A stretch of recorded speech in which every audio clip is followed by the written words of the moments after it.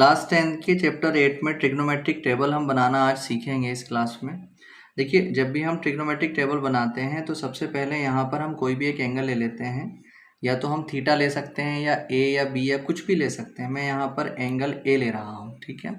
अब जो यहाँ पर इसमें ट्रिग्नोमेट्रिक टेबल में क्लास 10th के लिए जो वैल्यू हो सकती है एंगल की, वो 0 डिग्री हो सकती है, वो 30 डिग्री हो सकती है, वो 45 डिग्री हो सकती है, वो 60 डिग्री हो सकती है और वो 90 डिग्री हो सकती है, ठीक।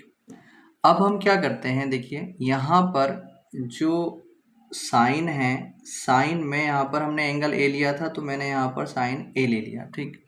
अब क्या करेंगे, देखिए साइन में अगर एक ही जगह मैं क्या रख देता हूँ, एक ही जगह मैं 0 रख देता हूँ तो ये साइन 0 बनेगा। तो साइन 0 डिग्री की वैल्यू कितनी होगी, तो साइन 0 डिग्री की वैल्यू होती है हमारे पास 0, ठीक है।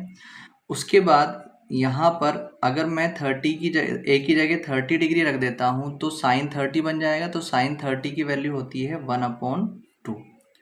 इसी तरीके से अगर मैं एक ही जगह इस एंगल ए की जगह मैं 45 रख देता हूँ यहाँ पर तो साइन 45 बनेगा। तो साइन 45 की वैल्यू होती है 1/√2। इसी तरीके से साइन 60 की वैल्यू बन जाएगी हमारे पास √3/2 और साइन 90 की वैल्यू बन जाएगी हमारे पास 1, ठीक है।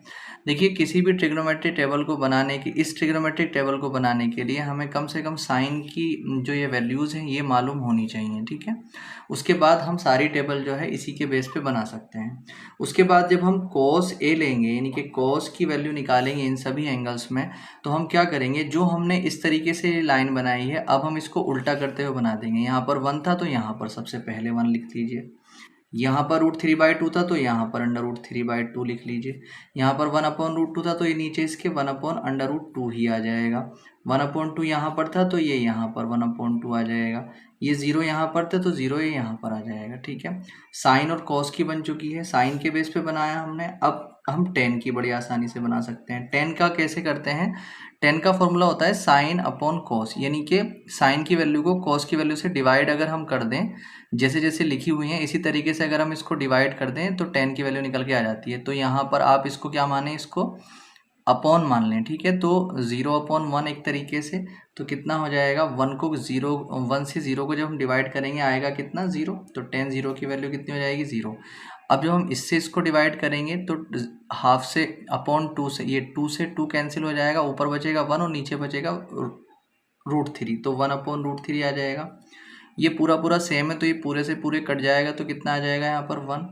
यहाँ पर 2 से 2 कैंसिल हो जाएगा, √3/1 बचेगा। अपॉन में 1 लिखते नहीं तो यहाँ पर ओनली √3 आ जाएगा, ठीक है। अब 1/0, देखिए किसी के भी अपॉन में अगर 0 होता है तो उसकी वैल्यू नॉट डिफाइन जाती है, ठीक है, जिसको हम इस से दिखाते हैं, ठीक है। अब हम यहाँ पर क्या लिखेंगे, cot A, tan A की वैल्यू निकल चुकी है। जिस तरीके से हमने साइन की वैल्यू निकालने के बाद cos की निकालने के लिए इनको उल्टा कर दिया था, इसी तरीके से हमने tan की वैल्यू जब निकाली तो tan की वैल्यू निकालने के बाद cot की वैल्यू निकालने के लिए भी हम इसको क्या कर देंगे, इसको उल्टा कर देंगे। यहाँ पर इनफाइनाइट था तो यहाँ पर इनफाइनाइट आ जाएगा, नॉट डिफाइन। यहाँ पर √3 था तो यहाँ पर √3 आ जाएगा। यहाँ पर 1 ही रहेगा, 1/√3 यहाँ पर आ जाएगा और ये 0 डिग्री यहाँ पर आ जाएगा, ठीक है। अब क्या करते हैं, अब उसके बाद हम निकालते हैं सेक ए। अब देखिए सेक की वैल्यू निकालने के लिए हम क्या करेंगे, जो कॉस है, कॉस का उल्टा होता है सेक, तो जो भी वैल्यू कॉस की है उसको उल्टा करके यहाँ पर हम सेक की वैल्यू बना सकते हैं। देखिए 1 के अपॉन में कुछ नहीं है तो 1 के अपॉन में 1 ही होता है, यानी कि 1 का उल्टा जो होता है, रेसिप्रोकल जो होता है वो हमेशा 1 होता है। तो सेक में 0 की वैल्यू कितनी आ जाएगी, 1। अब आप इस वैल्यू का उल्टा करेंगे तो कितना आ जाएगा, 2/√3, ठीक है। इस वैल्यू का 1/√2 का उल्टा करेंगे तो कितना आ जाएगा, √2/1, यानी कि √2/1 लिखते नहीं। 1/2 का उल्टा करेंगे तो रेसिप्रोकल करेंगे तो 2 आ जाएगा।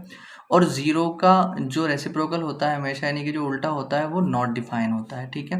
सेक की हमने किस तरीके से निकाल ली, कॉस की जो वैल्यूज थी उनका उल्टा कर दिया, ठीक है। अब जो कोसेक होता है, कोसेक की वैल्यू हम यहाँ से 2 तरीके से निकाल सकते हैं। सबसे बढ़िया तरीका तो यही है कि जैसे हमने साइन की निकाली थी, कॉस के लिए इसको उल्टा कर दिया था, टेन की निकाली थी फिर उसको इसका उल्टा कर दिया था, सेक की निकाल ली है तो सेक की निकालने के बाद कोसेक की निकालने के बाद कोसेक की निकालने के लिए इसको भी उल्टा कर देंगे। यहाँ पे इनफाइनाइट आ जाएगा, यहाँ पर 2 आ जाएगा, यहाँ पर √2 ऐसे ही रहेगा, यहाँ पर 2/√3 आ जाएगा और यहाँ पर आ जाएगा 1।